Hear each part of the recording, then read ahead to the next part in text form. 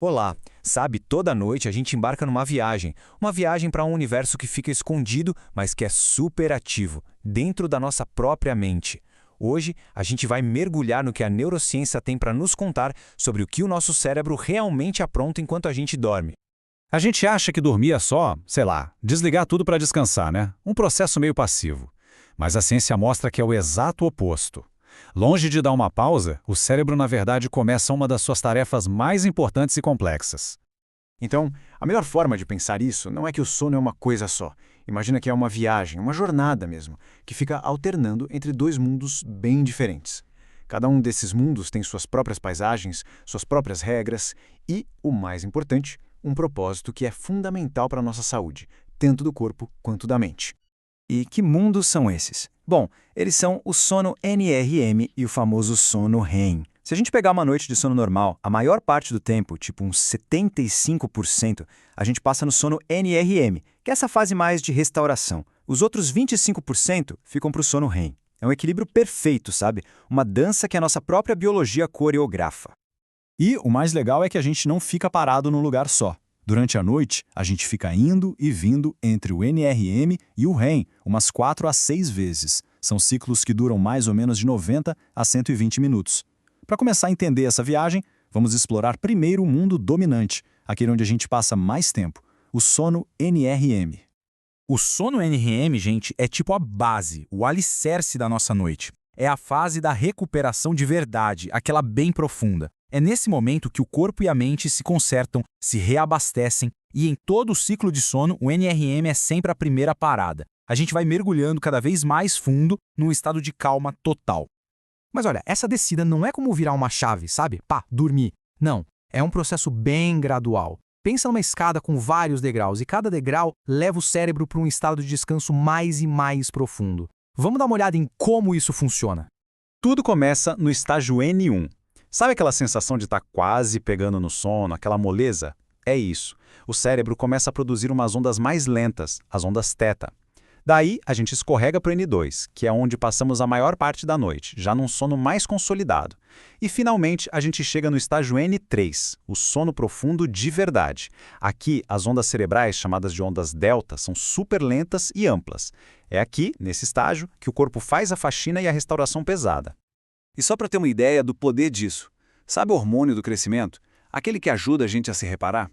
Pois é, durante o estágio N3, a liberação dele pode ser até 20 vezes maior do que durante o dia. 20 vezes! É por isso que esse sono profundo é tão, mas tão importante para consertar tecidos, fortalecer os ossos e recuperar os músculos depois de um dia puxado.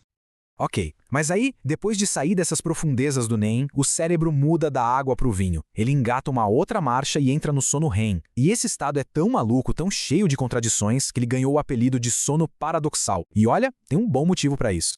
O paradoxo é exatamente este. Por um lado, o cérebro está a 1000 por hora, com uma atividade e um gasto de energia que são quase iguais aos de quando a gente está acordado. Mas, por outro lado, o corpo está praticamente paralisado. É um mecanismo de segurança chamado atonia, para impedir que a gente saia por aí atuando nos nossos sonhos mais malucos. E o que possibilita essa loucura toda é um verdadeiro coquetel químico que só acontece nesse momento. As moléculas de estresse, tipo a noradrenalina, simplesmente somem, são desligadas. Ao mesmo tempo, a parte do nosso cérebro que cuida da lógica, o córtex pré-frontal, tira umas férias. E o que sobra? Os centros de emoção e de visão, superativos, livres para criar aquelas cenas surreais que a gente chama de sonho. Bom, se os estados do cérebro são tão diferentes, não é de se espantar que a nossa vida mental em cada um deles também seja, né? É um erro achar que a gente só sonha no sono REM. A gente tem atividade mental no NREM também. A grande diferença está na qualidade desses sonhos. E dá pra ver essa diferença de um jeito bem claro. Os sonhos REM são tipo os filmes de Hollywood da nossa mente, super vívidos, cheios de história, muitas vezes bizarros e com emoções à flor da pele. Já a atividade mental do NRM, quando a gente consegue lembrar, é mais parecida com um pensamento solto, um rascunho. É mais lógica, menos emotiva e geralmente tem a ver com as coisas do dia a dia. E essa ideia aqui resume tudo perfeitamente. É a desativação daquela parte lógica do cérebro que explica por que os sonhos REM são tão delirantes, sem pé nem cabeça. Sem o chefe racional para botar ordem na casa, o cérebro fica livre para misturar tudo e criar as narrativas mais doidas que a gente possa imaginar. Então, no final das contas, não existe essa de um sono ser melhor que o outro. O NREM e o REM são parceiros. Pensa neles como dois músicos numa grande orquestra noturna. Cada um toca um instrumento diferente, mas ambos são essenciais para que a sinfonia da nossa saúde mental seja perfeita. E para a gente entender essa parceria, tem uma metáfora que é ótima. Imagina que o sono NEM é como um bibliotecário super organizado. Ele passa a noite arrumando os arquivos do dia, guardando fatos, consolidando memórias. Já o sono REM, ele é como um artista surrealista. Ele pega esses mesmos arquivos que o bibliotecário arrumou e começa a misturar tudo, a criar coisas novas, a conectar emoções e a encontrar soluções que a gente nunca pensaria conscientemente. Colocando de um jeito bem simples, o NRM, o nosso bibliotecário, arruma a bagunça de ontem. E o REM, o nosso artista, explora as possibilidades para o amanhã. A gente precisa dos dois. Um para organizar o que a gente aprendeu e o outro para nos ajudar a ser criativos e a lidar com o futuro. A resposta, claro, é que a gente precisa dos dois, todas as noites. O sono, no fim das contas, não é tempo perdido. Muito pelo contrário, é um processo super ativo, indispensável, que organiza, cura e prepara a gente para o dia que vem pela frente. Então a pergunta que fica não é de quem a gente precisa mais. A verdadeira questão é, será que estamos dando tempo suficiente toda noite para que tanto o nosso bibliotecário quanto o nosso artista interno consigam fazer o trabalho deles?